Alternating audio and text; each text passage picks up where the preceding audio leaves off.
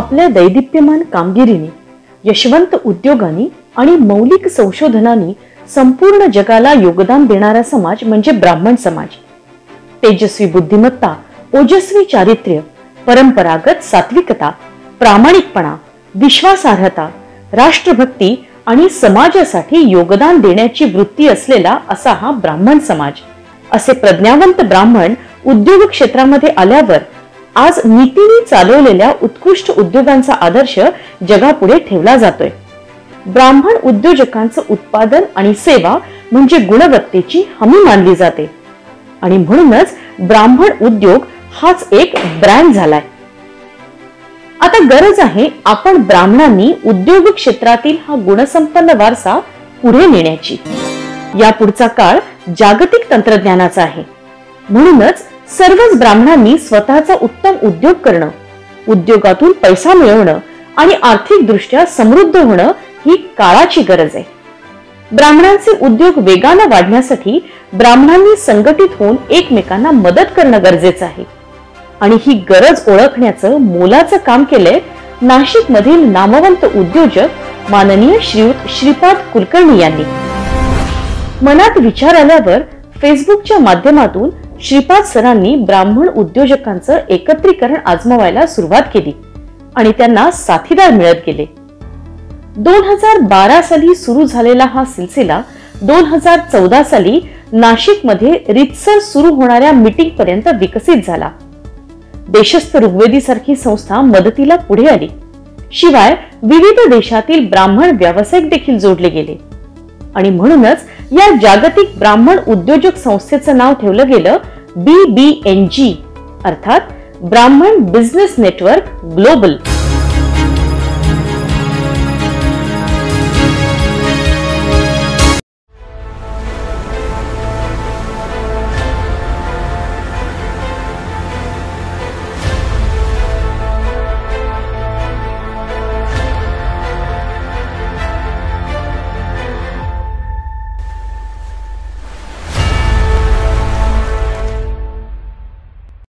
Even a housewife is a researcher, and the first and foremost, the housewife actually is a bigger researcher than any one of us. Why? Because she actually disseminates. म्हणजे ती एक धरून चालू एक भाजी आहे, भेंडीची भाजी आहे. भेंडी पूर्ण आल्यानंतर ती स्लाइस होते आणि त्याच्यामध्ये इन्ग्रेडियंट्स कुठले टाकायला लागतात, कसे टाकायला लागतात, त्याला तो प्रोसेस कसा, किती त्याच्यावरती त्याला एनर्जी किंवा वाफ द्यायला लागते, किती स्टीम द्यायला लागते आणि त्याच्यात मीठ, तिखट कसं घालायला लागतं. So these are all processes. That itself is a research. And understand this, every time the housewife is doing research, knowingly or unknowingly. Knowingly because she wants to try a different formulation, different, आज मी एक वेगळा पदार्थ बनवतो. So that is research. आणि if you are doing continuously, it is second nature. की मला माहिती आहे की बाबा असं असं करायचंय. So she is very confident on doing whatever is done regularly. So research we all do. The only thing is that when you do conscious research in a business environment, that requires what is known as input output model. की बाबा मी research मध्ये एवढा वेळ देतोय, म्हणजे resources देतोय, तर what is expected out of it, when I am going to get, what I am going to get, आणि whether it is worthwhile. Sir, अजून एक गोष्ट अशी असते ना की नवीन व्यावसायिकाला हा अडचण असते की ती भीती असते एक फेल्युअरची, आणि याच्यावर ओव्हरकम करणं हे फार आवश्यक असतं.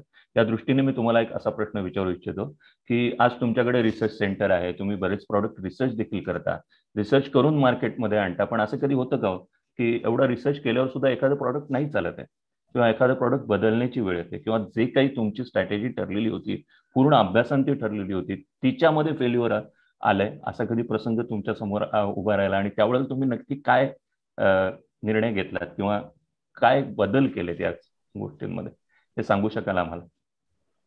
म्हणजे वर्ल्ड ओव्हर 10 जर का प्रॉडक्ट लॉन्च झाली, त्याच्यातली 7 प्रॉडक्ट्स फेल होतात, which includes us also.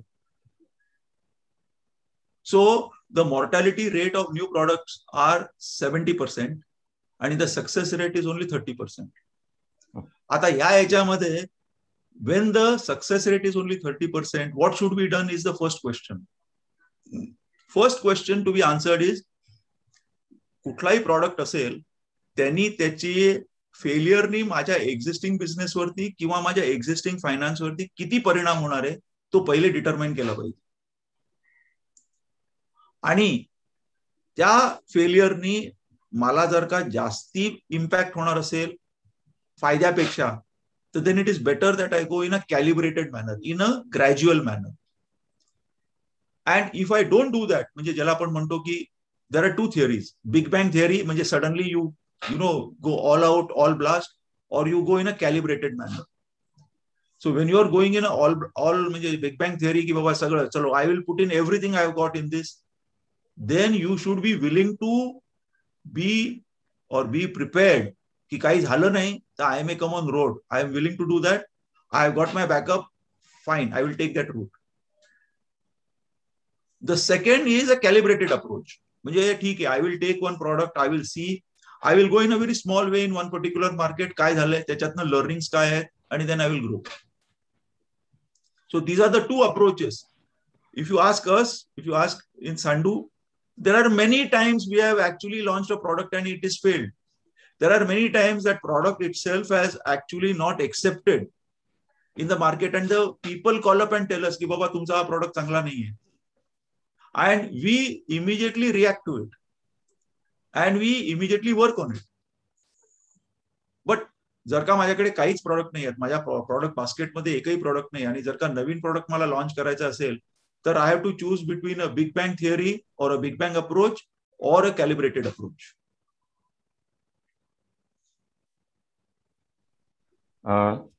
Sir, मग असा एखादा मोठा प्रसंग होता का की ज्या वेळेला खरंच तुम्ही तुमच्या स्ट्रॅटेजीज बदलल्या, किंवा अशी वेळ, कारण काय की ही गोष्ट अशी आहे की नवीन व्यावसायिकांना याते त्यावेळेला डळमळीत व्हायला होतं, आणि हे डळमळीत न होता जे उभे राहतात ते पुढे जातात.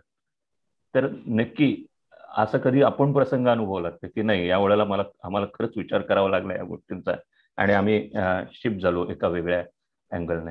So I will tell you, this happened in the export market, wherein, आणि export market is a very, म्हणजे काय म्हणतात त्याला, ग्लॅमरस आहे वर्ड एक्सपोर्ट, आणि very this thing, I export, we are exporting to 20 countries, so very flamboyant, की सांगायला एकदम असं हे वाटतं.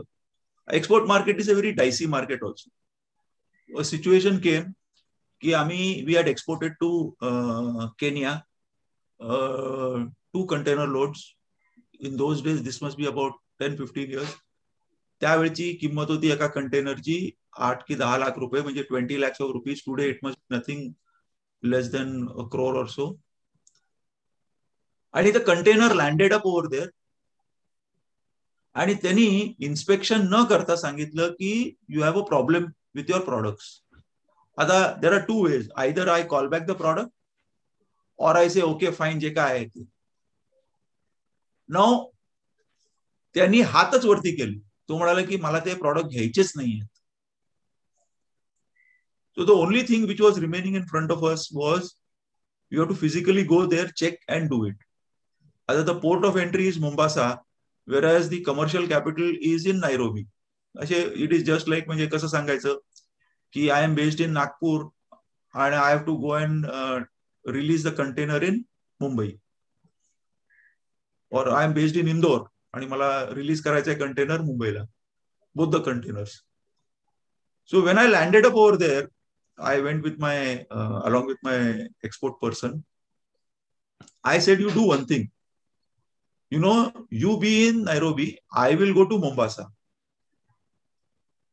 You find out from the market की बाबा ह्यांनी आपल्या म्हणजे कंटेनर रिफ्यूज का केले. First you do that. तोपर्यंत मला इकडे पण कळेल मोंबासाला की काय प्रॉब्लेम काय आहे त्या ह्याच्यामध्ये. तर तो तिकडे गेल्यानंतर त्याला असं फीडबॅक मिळाला, कारण काय Mombasa Nairobi is only 1 hour flight. So I landed up over there. तोपर्यंत मला कळलं की बाबा ते container is there, both the containers are not yet discharge, म्हणजे it has not come out. मला यांनी दुपारी 1-1:30 वाजता काहीतरी फोन करून सांगितलं, मग अबाउट 4 hours आफ्टर दॅट, की sir problem is something like this, की this person has already exhausted his financial limits आणि त्यांनी मार्केटमध्ये त्याचे पैसे अडकलेले आहेत, तर त्याला आता ही लायबिलिटी घ्यायची नाहीये म्हणून त्यांनी हात वरती केले. मी म्हंटल okay, now we got the problem, तरी कळला काय प्रॉब्लेम आहे. So then I told the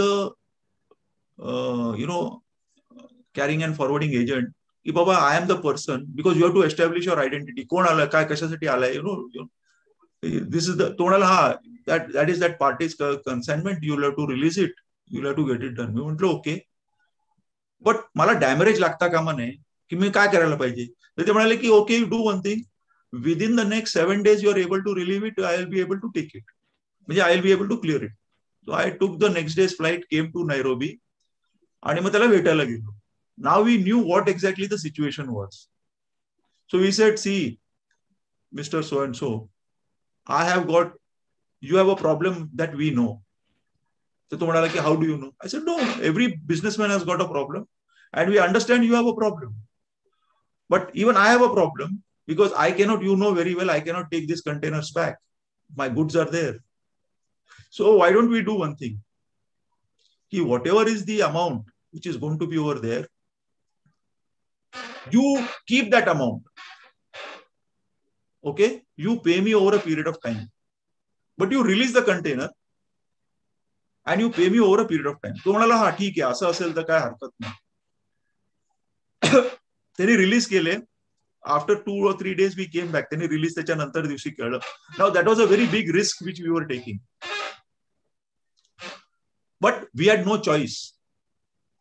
कारण काय, it is not like India की बाबा ठीक आहे, कुठे नागपूरमध्ये कोणाला माल नको असेल तर मी हैदराबादला डायव्हर्ट करू शकेन, माझा जो ब्रांच आहे तिकडे, or I can divert it. I took the risk only on one thing. I said माझ्यासमोर 2 ऑप्शन्स आहेत. एक म्हणजे resend the goods to India, which was going to cost me something, or throw the container in the sea, which is going to go money down the drain. पण त्याच्याकडे दिल्यानंतर at least 2 things will happen. One is, जेव्हा त्याच्या warehouse मध्ये येतील तेव्हा first वेअरहाऊसची space block करेल, म्हणजे त्याला ते माल काढायला लागेल. त्यांनी इव्हन माल फुकट काढला, or I am not being paid, market will accept the goods. There will be a demand which will be created if the goods are good. That demand will ensure that he places an order. And at that point of time, I will tell him that, yeah, you have to settle my old account. Only then will I be able to service your thing. Now, if he is a true businessman, then he immediately, माझी opportunity आहे, demand आहे market मध्ये, I don't mind paying him.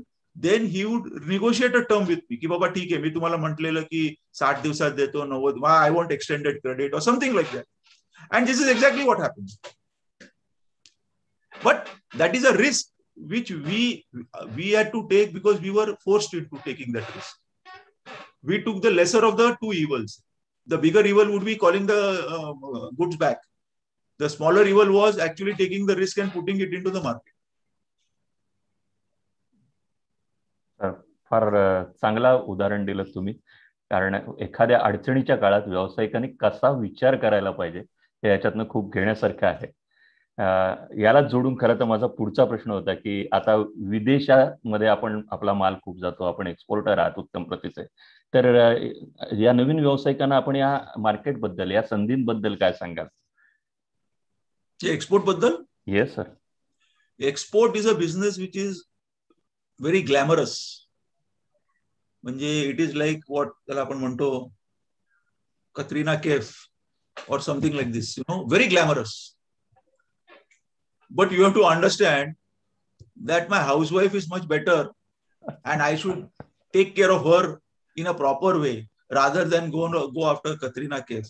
Yes, you can build on it, but you have to go in a very, very calibrated manner. You can step it down step by step and then take that particular thing. कारण काय export मध्ये कसं आहे, you have to understand very simple.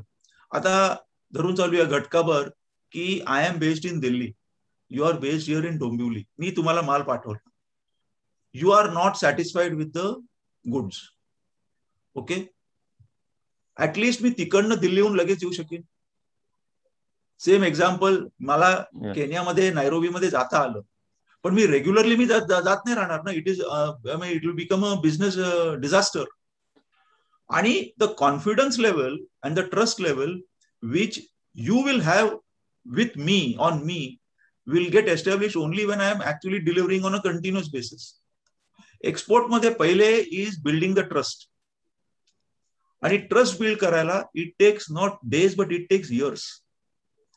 कारण की average consignment cycle जर का आपण बघितलं on a 360 day, unless you are in a software industry where you are able to actually send the software in the on the cloud or on the net, the whole business cycle turnaround period is actually more than 180 days. म्हणजे you can turn it around in a year twice. And if you are exceedingly good, maximum 3 times in one particular location. Now, imagine if you are not having this cycle continuously well oiled, and if you crumple at one place, तुमची ती cycle break होते. आणि export then becomes a questionable business proposition. Export becomes a workable proposition once you are having built trust, once you know your importer well. Ata, for example, in case of Kenya, after that, there is no problem. Touch wood. But to take that particular risk, one has to actually, ज्याला आपण म्हणतो सातत्याने त्याच्या मागे लागून find out करायला लागतं. कारण का business turnaround cycle itself is slightly longer. म्हणजे compare it with 180 days versus maybe in India it is 30 days. So you have to keep that thing in mind. And export is a glamorous business. Yes, it gives you a lot of काय म्हणतात त्याला एक self pride you are exporting, but it is also a situation which will actually bring you down also. So you have to be careful about it and mindful about it. Yes sir. खूप चांगलं सांगितलं. दुसरं एक महत्वाची गोष्ट की sir, brand name सांभाळताना आपल्याला सगळ्यात महत्व द्यावं लागतं ते आपल्या वेंडर्सना. जर आपलं ब्रँड नेम सांभाळायचं असेल तर याच्यासाठी सांडू मध्ये काय पॉलिसी आहे, किंवा दुसऱ्या अँगलने मी हा प्रश्न विचारतो की सुद्धा आमच्या सभासदांना आपलं वेंडर व्हायचं असेल तर त्यांना त्यांची काय तयारी केली पाहिजे?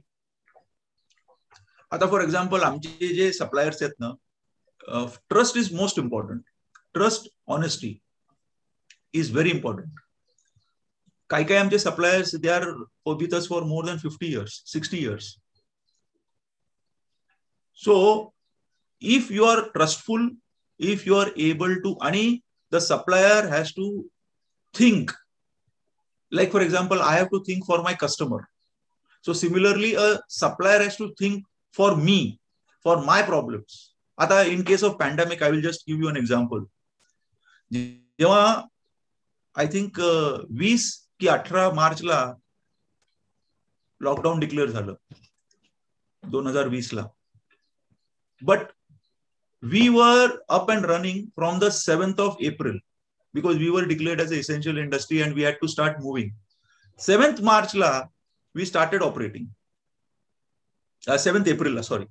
7th April la we started operating.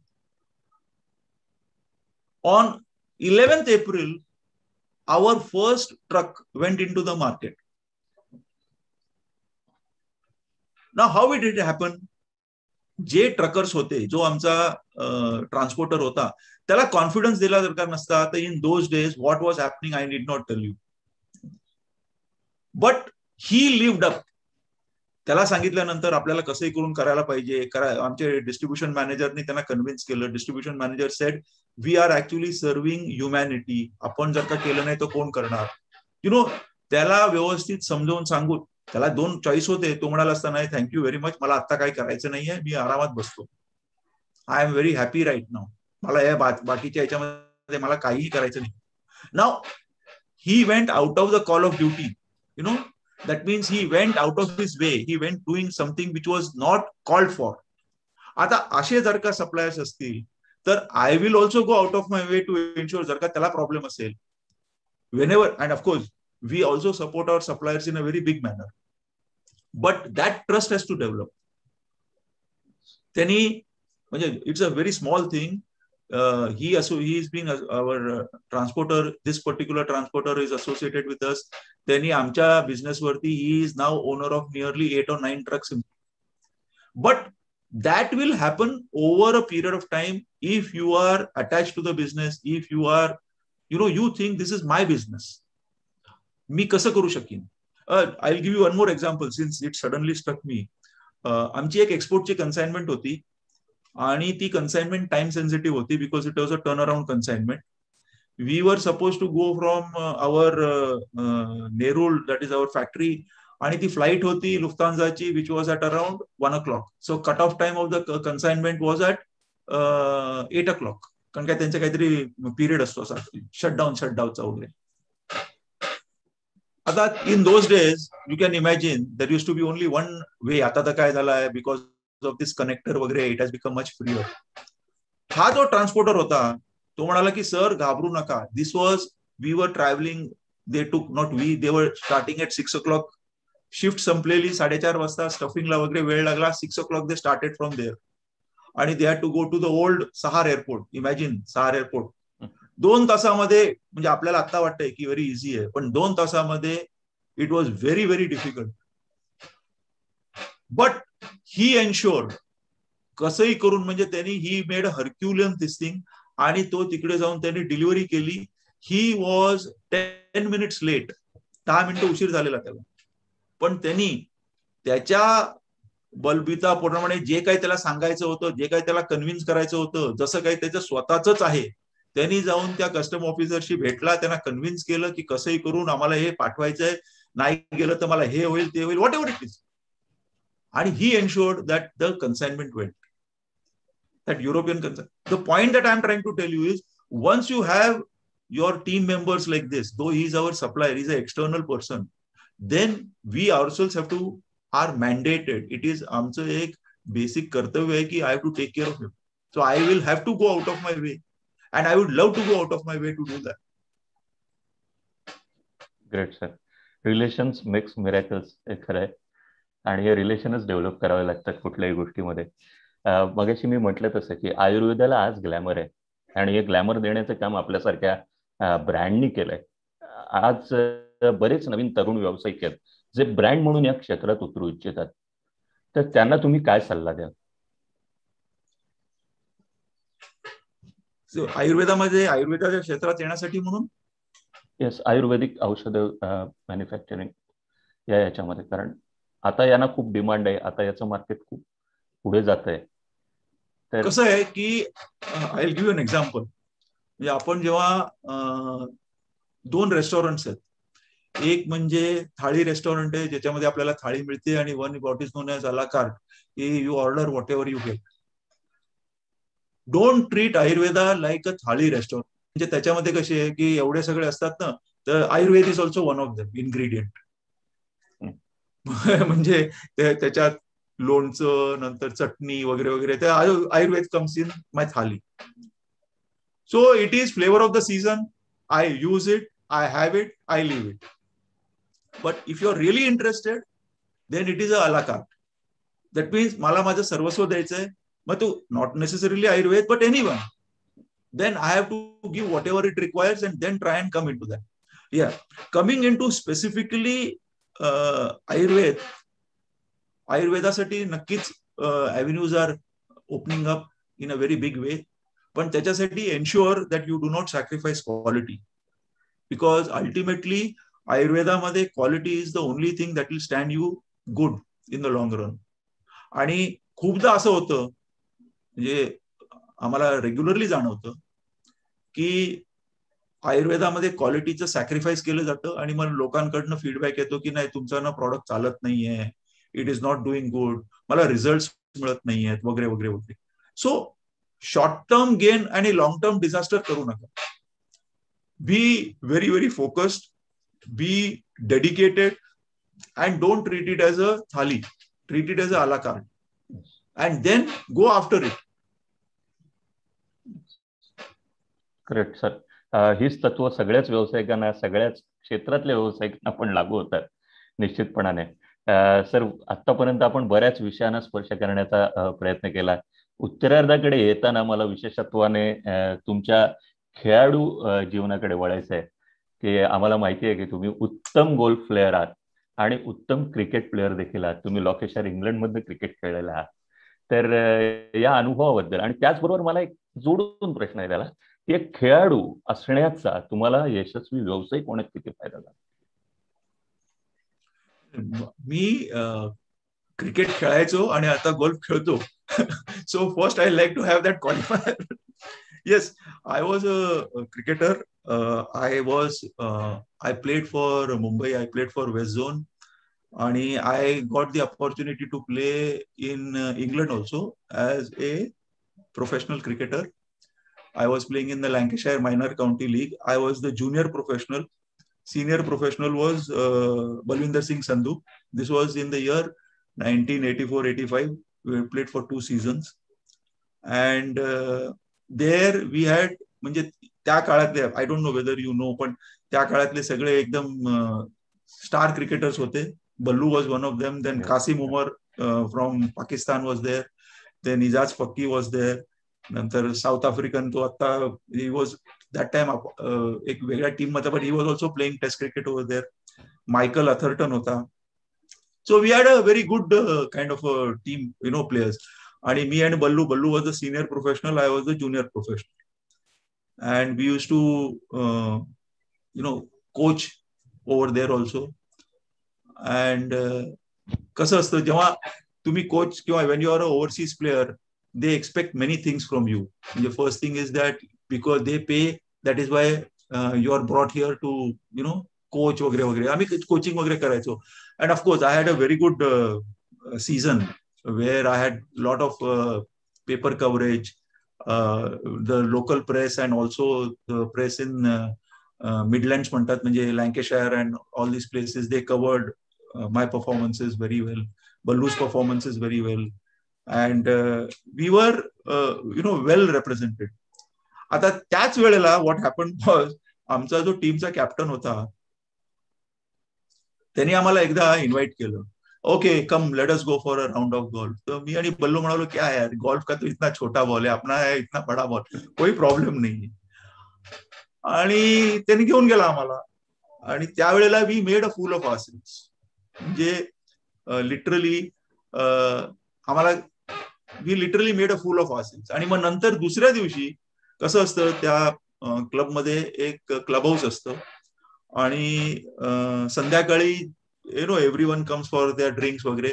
तर त्यावेळेला या सगळ्या अशा चर्चा व्हायच्या आणि गोष्टी व्हायच्या. तर त्यांनी आमचं सगळं पूर्ण पाणउतारा केला सगळ्यांच्या समोर. अरे, त्यांनी असं केलं, गोल्फमध्ये असं झालं वगैरे वगैरे. म्हणजे literally he made a fool in front of everyone. मग त्यावेळेला आम्ही ठरवलं, नाही, कसंही करून आपल्याला ना गोल्फ शिकायला पाहिजे, कारण का ह्याला काहीतरी कर.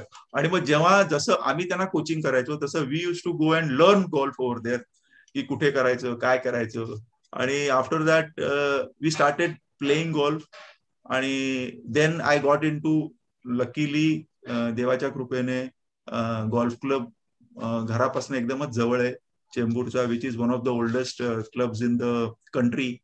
I am the captain right now, and I was in the committee for the last 10-15 years, and now I am the captain. And yes, sports does teach you a lot of things.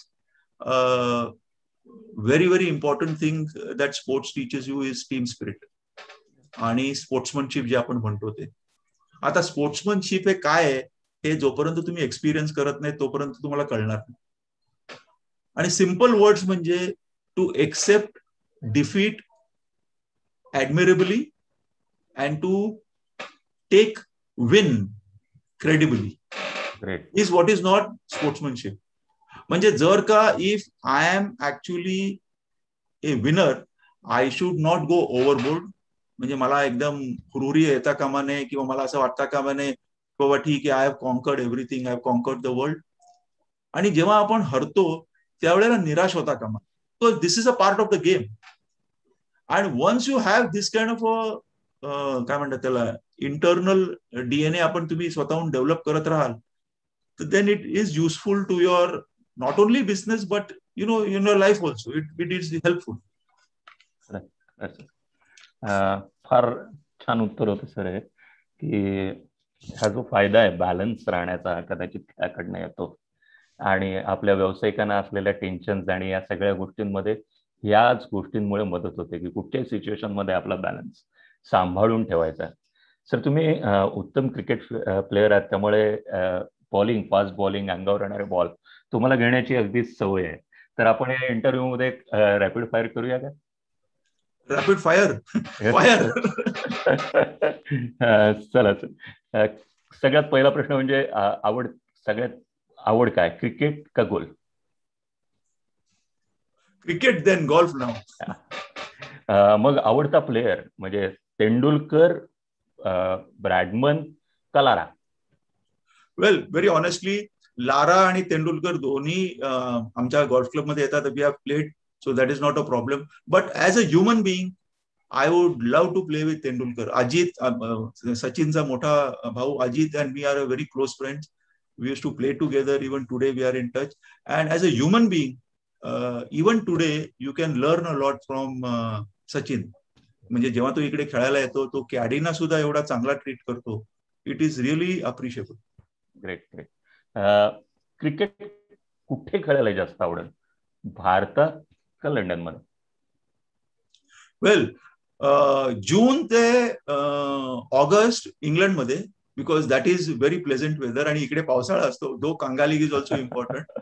पण after that इंडियामध्ये, म्हणजे September two दिस thing. कारण काय इंडियामध्ये जे pitches आहेत, wickets आहेत, त्या टोटली डिफरंट आहेत. तिकडच्या पण वेगळ्या आहेत. इनफॅक्ट तिकडे तर आवरली बेसिसवरती हे चेंज होत राहतं, काय म्हणतात त्याला, वेदर चेंज होतात.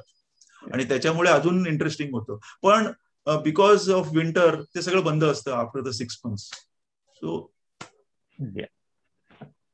सर तुमचं आवडतं ट्रॅव्हल डेस्टिनेशन ते परदेशी आहे का भारतीय आहे, आणि कुठलं आहे? वेल, स्वित्झर्लंड. कारण काय माझा भाऊ राहतो, छोटा भाऊ राहतो. आणि इंडियामध्ये तर Goa, because again we have a factory there and that is a good place to be there. नाही सर, हे दोन्ही तुम्ही रिलेशनने सांगितलं, पण ट्रॅव्हल म्हणून काय आवडेल तुम्हाला? ट्रॅव्हल म्हणून, जस्ट ट्रॅव्हल, फिरण्या. ट्रॅव्हल मध्ये जर का असेल तर very beautiful place is the Amazon. आणि मी इक्वेडोरला गेलेलो, which is the starting point of Amazon. आणि I had a very small time to spend, म्हणजे we there only for half a day. पण इट इज अमेझिंग. आणि I would love to spend nearly about a week or 10 days. कारण की Amazon is a very very different world altogether. खरं आहे sir, जगाचं art आहे ते, त्यामुळे सुंदर असणारच. सर तुमच्या व्यक्तिमत्वातल्या अशा 3 गोष्टी तुम्ही सांगा की ज्याने तुमचं व्यक्तिमत्व आमच्या समोर येईल. You should tell me, you are right now interviewing me. ते तर आहेच, पण तुम्ही अशा कुठल्या मार्क करता की या माझ्या गोष्टी आहेत की येस, या माझ्या आहेतच? I think I am analytical,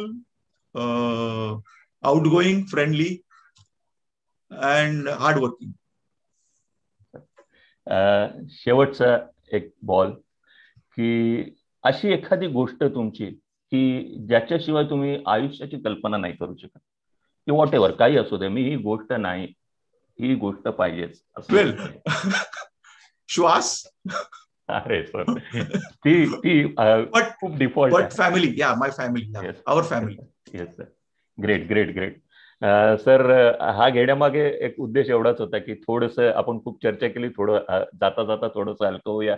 आणि तुम्ही उत्तम खेळाडू आहात, त्यामुळे आणि क्रिकेटर आहात, त्यामुळे बॉल खेळण्याची तर तुमची ही आहेच. तुम्हाला अशी रिक्वेस्ट आहे जाता जाता की आमच्या संस्थेबरोबर तुम्ही कनेक्ट राहावं, तुमचं मार्गदर्शन आम्हाला मिळावं. कारण मार्गदर्शन हे आजच्या घडीला खूप महत्वाचं आहे. असं मार्गदर्शन आपल्याकडनं आम्हाला मिळत राहावं. तुम्ही दीपस्तंभ आहात आमच्यासाठी, आणि असेच दीपस्तंभ तुम्ही आमच्यासाठी अजून उघडून द्याल. म्हणजे नेटवर्किंगचा जो फंडा आहे त्याच्याप्रमाणे आज तुम्ही आमच्याबरोबर कनेक्ट आहात, आणि तुमच्यामुळे अजून बऱ्याच अशा दीपस्तंभांबरोबर आम्ही कनेक्ट होऊ ही इच्छा व्यक्त करतो. तुमचा जो वेळ दिलात त्याच्याबद्दल आभार मानतो तुमचे मनापासून, की एका छोट्या चॅप्टरच्या कार्यक्रमाला तुम्ही वेळ काढून आलात. आणि मला खरंच मनापासून या गोष्टीचं कौतुक वाटतं की असं कुठचाही कनेक्ट नाही, आमचा एक मेंबर आपल्याला फोन करतो आणि आपण याच्यासाठी तयारी दाखवता, ही फार मोठी गोष्ट आहे आणि ही खरंच ॲप्रिशिएट केली पाहिजे. तर ती मी करतो. जाता जाता परत एकदा असं सगळ्यांना म्हणेन की एक असं म्हटलं जातं की यशस्वी व्हायचं असेल ना तर दरवेळेला धक्के खायला पाहिजेत असं नाहीये.